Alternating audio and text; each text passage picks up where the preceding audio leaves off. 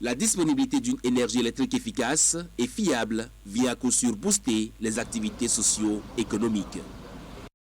Et puis nous parlons sécurité à présent. Après 48 heures de réflexion menée par les chefs services de renseignement des pays membres, les ministres chargés de la sécurité de l'initiative d'Accra se sont retrouvés ce mercredi à Cotonou pour prendre donc des décisions face à la recrudescence des attaques terroristes. C'est à la faveur de la 8e session ordinaire de cette organisation. Une bonne demi-douzaine de ministres de la sous-région ont honoré de leur présence les travaux de cette session, dont voici le compte rendu. Cotonou, point de convergence des ministres chargés de la sécurité de l'initiative d'Accra. Des membres de gouvernement venus pour la session de leur organisation, la 8e de l'histoire.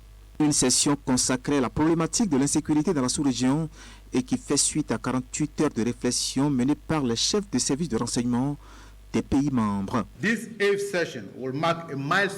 Les 2 journées de travaux de nos experts ont abouti à des recommandations qui concourent à la conception de plans cohérents et relationnels pour faire face au terrorisme qui sévit dans la sous-région ouest africaine. Et ce sont ces recommandations qui sont soumises à l'appréciation des décideurs au cours de cette session. Ces membres des gouvernements du Burkina Faso, de la Côte d'Ivoire, du Ghana, du Niger, du Togo et du Bénin sont appelés à examiner les recommandations afin de prendre des décisions utiles pour la sécurité des populations dans la sous-région. C'est l'occasion de saluer les efforts fournis par l'ensemble de nos États dans le cadre de cette lutte que nous menons contre les forces du mal en général et le terrorisme en particulier. Qu'il me soit permis à cette étape de saluer la grandeur et le sens d'anticipation de nos chefs d'État et de gouvernement, et plus particulièrement de son Excellence M. Nana Akufo-Addo, président de la République du Ghana, en décidant avec ses pairs de porter sur les fonds baptismaux notre organisation sous-régionale qui se veut pragmatique, efficace et au service de la sécurité des populations. Des efforts salués après le passage en revue des résultats de l'opération dénommée Koudanlgou 4 zone 2 et surtout la synthèse des travaux de planification de l'opération baptisée Koudanlgou renforcée. L'opération Koudanlgou renforcée, au regard de sa nature, sera sans nul doute une première sur notre continent en matière de lutte contre le terrorisme et pourquoi pas une source d'inspiration pour les autres régions de notre continent et même du monde. Je reste convaincu que cette mission est à notre portée. Alassane Seydou a pour finir souhaité que toute la sous-région soit fière d'avoir identifié les pistes de solutions favorables au déclenchement avec succès de cette nouvelle opération. L'initiative d'Accra a été lancée en septembre 2017 par le Bénin, le Burkina Faso, la Côte d'Ivoire, le Ghana et le Togo en réponse à l'insécurité grandissante liée à l'extrémisme violent dans la sous-région. Et nous restons justement dans la sous-région. La division assistance électorale de la CEDEAO a convié une vingtaine d'observateurs internationaux à long terme pour une formation, une rencontre d'échange qui porte sur les différents aspects de l'observation électorale, ses contraintes et puis ses spécificités en fonction du pays et également sur divers axes du cycle électoral. La formation qui se déroule à Freetown en Sierra Leone depuis ce mardi est soutenue techniquement par l'Institut électoral pour une démocratie durable en Afrique. Le compte rendu est signé Idrissou Boukari, Elvis Tonoukoin. Une vingtaine d'observateurs à long terme venus de tous les pays membres de la communauté économique des États de l'Afrique de l'Ouest en formation ici à Freetown en Sierra Leone. Leur rôle est important dans le suivi et l'évaluation des processus électoraux dans la sous-région ouest africaine. Ce rendez-vous de renforcement des capacités est initié par la division assistance électorale de la CEDEAO avec le soutien de l'Institut électoral pour une démocratie durable en Afrique. Dans une démarche méthodologique appropriée, toutes les étapes du cycle électoral seront passées en revue pour consolider leur savoir-faire en matière d'observation électorale. De la phase préélectorale à la phase post-électorale, en passant par la phase électorale elle-même. Il peut essayer de se focaliser sur la mise en œuvre même de l'agenda ou du chronogramme électoral et donc les questions de planification et évidemment évaluer la campagne électorale et toutes les activités qui s'y déroulent. Ça c'est dans le cadre de l'observation de long terme. Et le jour du vote, voir comment les opérations électorales se sont déroulées. Et évidemment, si elles se sont déroulées dans le respect des prescrits de la loi et en conformité avec les standards sous-régionaux, régionaux et internationaux. Et dans la phase post-électorale, leur rôle est aussi d'évaluer les questions relatives à la compilation et à la proclamation des résultats, l'acceptation des résultats par les différents candidats et le contexte politique post-électoral. Chacun dans son domaine. Quels sont les points principaux, les points sur lesquels ils doivent s'accentuer dans leur analyse? La méthodologie du travail, nous avons revu tout ça, et afin qu'à la fin de cette formation, chaque observateur soit aguerri et améliore la qualité des rapports que nous faisons. Pendant 3 jours donc, ces observateurs internationaux seront entretenus et outillés sur les différentes thématiques relatives à l'observation électorale dans son ensemble. Donc, chacun en soi doit pouvoir savoir d'abord quel est le domaine dans lequel il peut faire les analyses pointues, des analyses qui peuvent aider à avoir un rapport de qualité. C'est surtout ça, les rapports de qualité qui reflètent la réalité. On leur a montré que leur rapport suit un processus jusqu'au président de la commission. Donc, si le rapport est erroné, ça va jusqu'au président de la commission et ce rapport doit guider le président de la commission pour prendre une décision. Si le rapport est erroné, il est normal que la décision soit erronée aussi. Cette formation est organisée dans le cadre du partenariat qui existe entre l'Institut électoral pour une démocratie durable en Afrique et l'organisation ouest-africaine. La division assistance électorale de la CEDEAO veut dynamiser l'opération d'observation électorale à long terme afin de contribuer davantage à promouvoir la tenue des élections libres, équitables et transparentes qui reflètent le choix des peuples au sein de l'espace communautaire. Et nous restons toujours avec Idrissou Boukari, je vous l'annonçais en titre, à l'occasion des élections générales tenues en Sierra Leone en 2018. Et la mission d'observation électorale de la CEDEAO qui avait été déployée dans le pays avait dans sa déclaration préliminaire sanctionnant la fin de ses travaux formulé un certain nombre de recommandations. Objectif améliorer donc la gouvernance électorale dans ce pays et renforcer sa démocratie. Quelques années après, le réseau des commissions électorales de la CEDEAO a conduit une mission de suivi et d'évaluation au terme des échanges avec différents acteurs. Il est donc noté une avancée significative dans la prise en compte des propositions formulées par la CEDEAO. Je vous invite donc à suivre ici le président et le secrétaire permanent du RESAO. On pourrait noter au titre de ce qui a été pris en compte la restructuration de l'organe en charge des élections. Vous savez, pour être plus efficace, certains départements étaient regroupés. Et pour être plus efficace, on les a scindés. De sorte que certains services étaient en bureau, étaient désignés comme des bureaux, sont devenus des départements à part entière pour avoir une certaine autonomie dans l'exécution de leur mission. Et à côté de cela, il y avait été indiqué au titre des recommandations la participation effective des femmes à la politique, à la matière électorale. Et il se trouve qu'il y a un projet de loi qui se trouve sur le bureau des autorités, à l'effet pour celles-ci de les adopter et de les déposer sur le bureau des parlementaires pour être adoptés comme loi de l'État. Et je crois que le projet prévoit 30% des sièges réservés aux femmes pour leur représentation dans les instances politiques. Voyez-vous, il y a autant d'éléments comme ça qu'on pourrait égrener qui ont eu un écho favorable auprès des organes. Nous avons rencontré tous les départements en charge de toutes les questions qui ont fait l'objet des recommandations. Nous sommes partis de la logistique à la procédure, au département chargé des questions juridiques, à la logistique, à plusieurs autres départements, nous permettant ainsi de faire le tour de tout ce qui avait été recommandé. Et à côté de la commission électorale nationale, nous avons rencontré aussi les partis politiques, la société civile, les médias, en fait toutes les parties prenantes au processus électoral. Et nous en sortons satisfaits. Les gens nous reprochent chaque fois de venir à quelques jours près des élections, d'observer et de repartir. Donc nous avons réfléchi, nous avons estimé qu'il faudrait que la structure qui est en charge des élections dans son réseau puisse prendre la relève des recommandations de la CEDEAO. Parce que le réseau des commissions électorales de la CEDEAO sera et est la branche technique de la CEDEAO. Donc c'est l'ambition ça. C'est pour ça que la CEDEAO a créé ce réseau pour être une branche technique.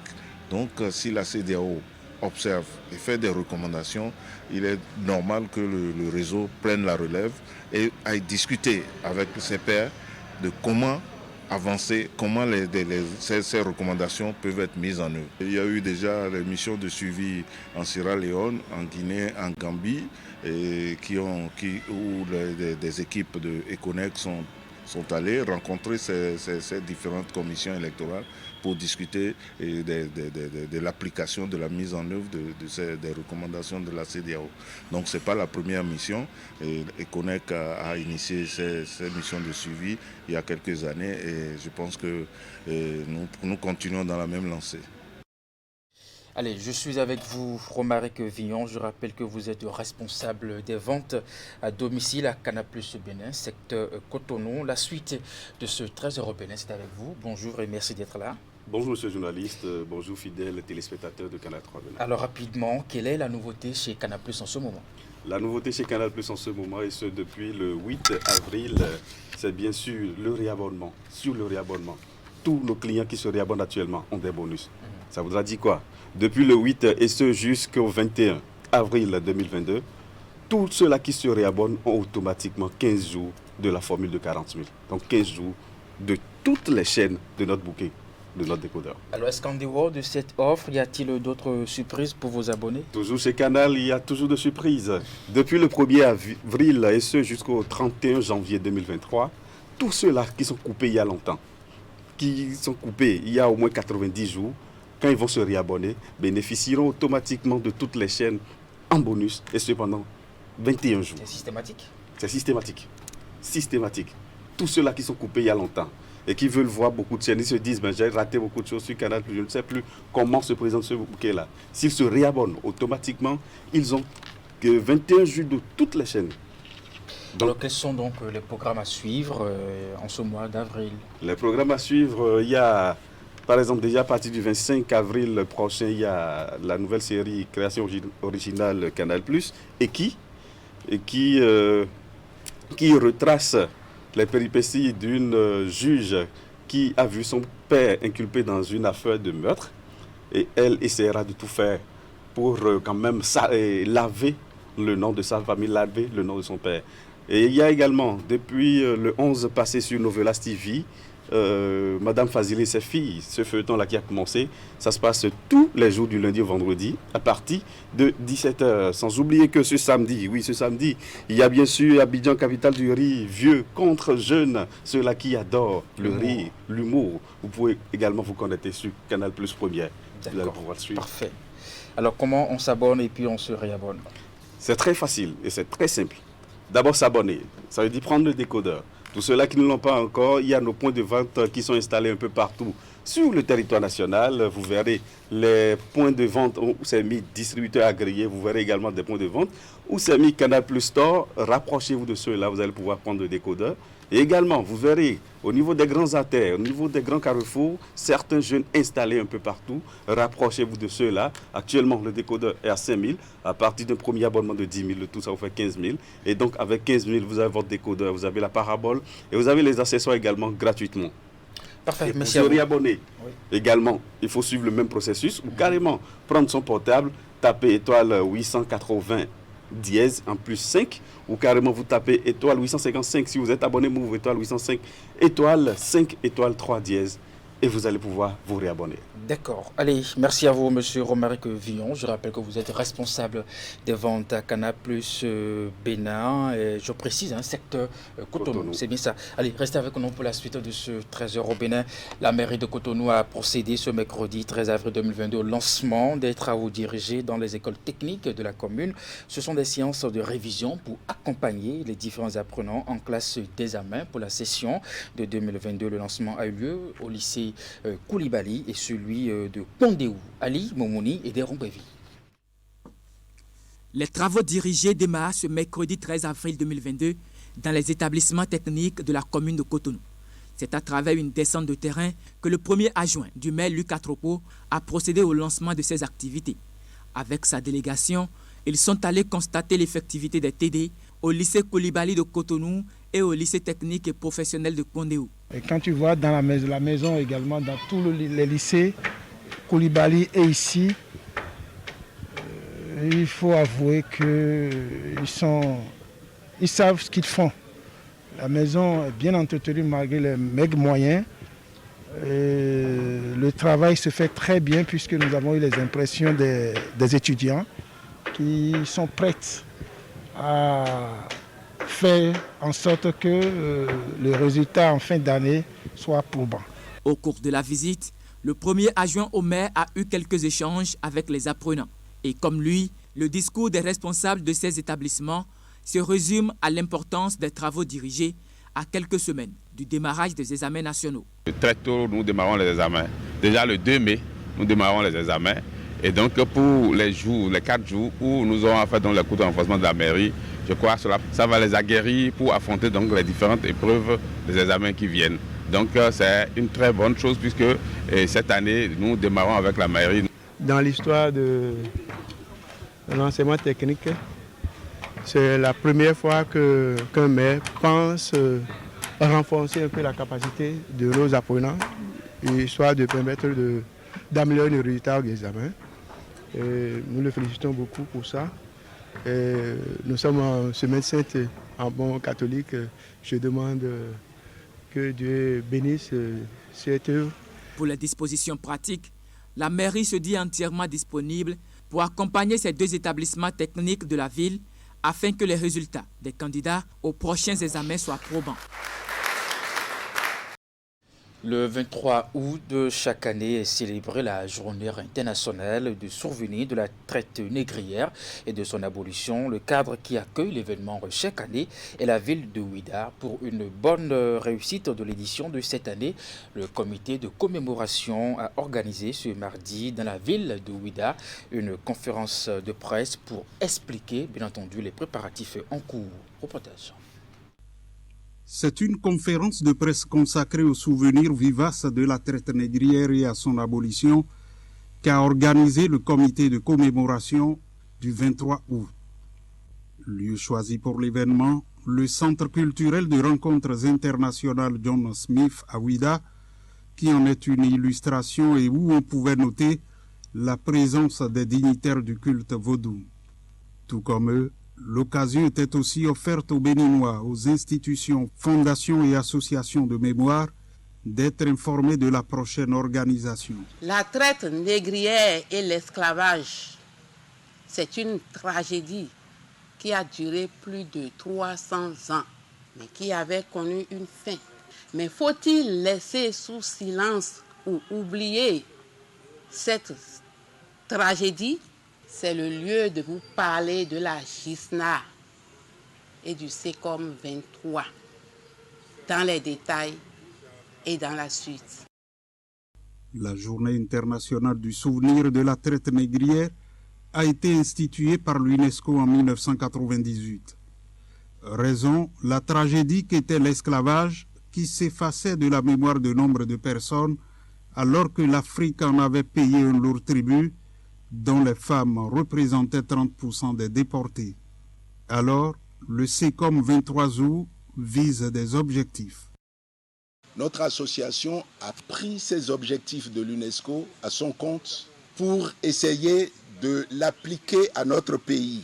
Et nous, SECOM 23, nous avons ajouté des objectifs spécifiques. Premièrement, c'est rassembler d'abord les Béninois et les afro-descendants du monde sur les lieux d'histoire de la ville de Ouidah pour communier ensemble.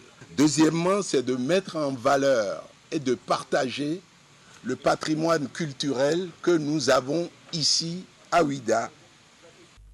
Justement, le SECOM 23 août entend en faire un événement incontournable afin que les populations victimes de la traite négrière et de l'esclavage puissent se rendre à Ouidah pour la célébration. Au cours de la conférence de presse, les objectifs spécifiques ont été énumérés. Maintenant, après la phase difficile que nous avons traversée, il faut relancer les activités de SECOM 23. L'objectif, c'est de faire de la GISNA un levier puissant de souvenir de nos aïeux. Deuxièmement, faire en sorte que ça soit une raison de retour aux sources de la diaspora. Un rappel poignant a été fait en ce qui concerne les rôles importants joués par de braves femmes qui ont lutté pour la liberté des esclaves.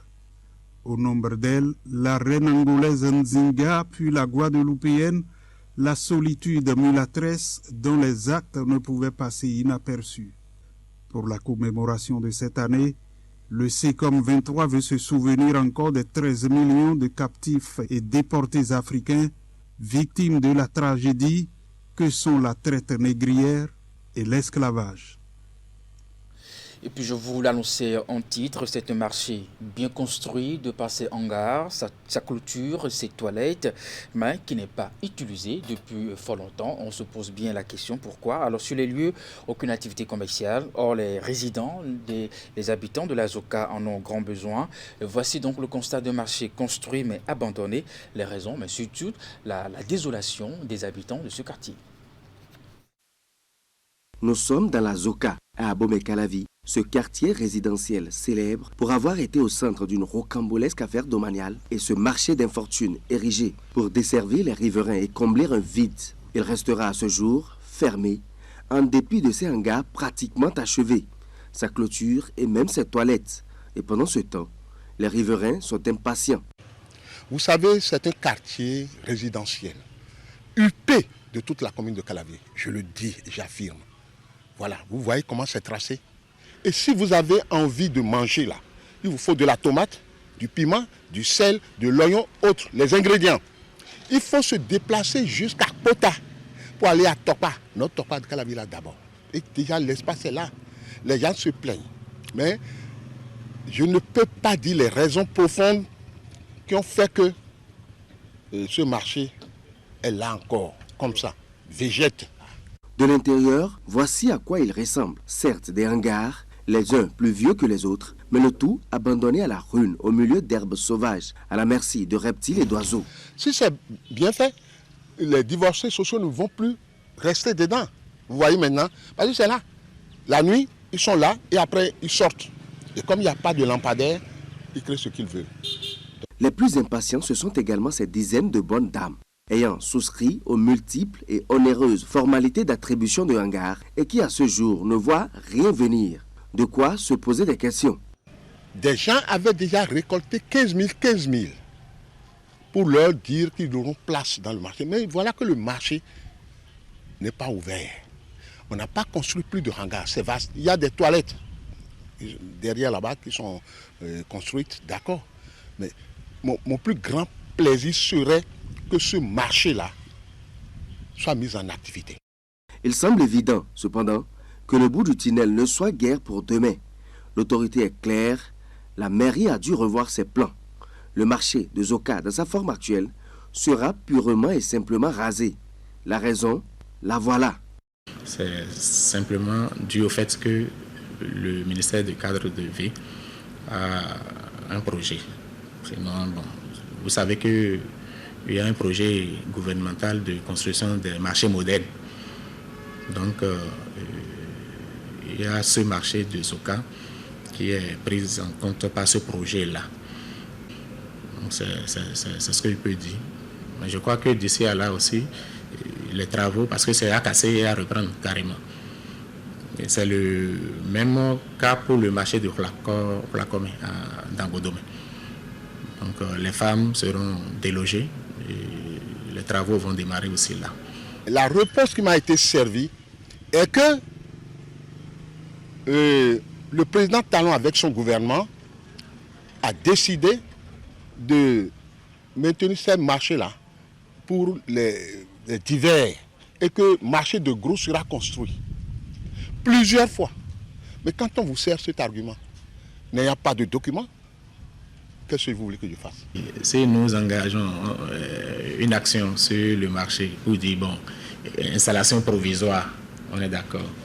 Si on le fait et que d'un jour à l'autre, le ministère, en tout cas, lance les travaux, vous voyez les peines que nous allons faire subir à ces usagers-là. Donc autant patienter, surtout que nous sommes avec un gouvernement qui agit bien et vite. Donc aucun projet ne dort. Voilà donc qui donne une idée assez claire de la situation. Bientôt, tout cet investissement serait amené à disparaître pour qu'en lieu et place pousse un joyau. L'attente se prolonge dès lors et pendant qu'on y est, ce champ de maïs improvisé sur une bonne partie du domaine devant abriter le marché a bien de chances de prospérer. Mesdames, Messieurs, c'est la fin de ce Trésor au Bénin. Merci de l'avoir suivi, également de votre fidélité. Le programme se poursuit après-moi sur Canal 3 Bénin à 16h. Vous le savez, votre bulletin d'information à 19h30, la grande édition de la soirée. À très bientôt et portez-vous bien.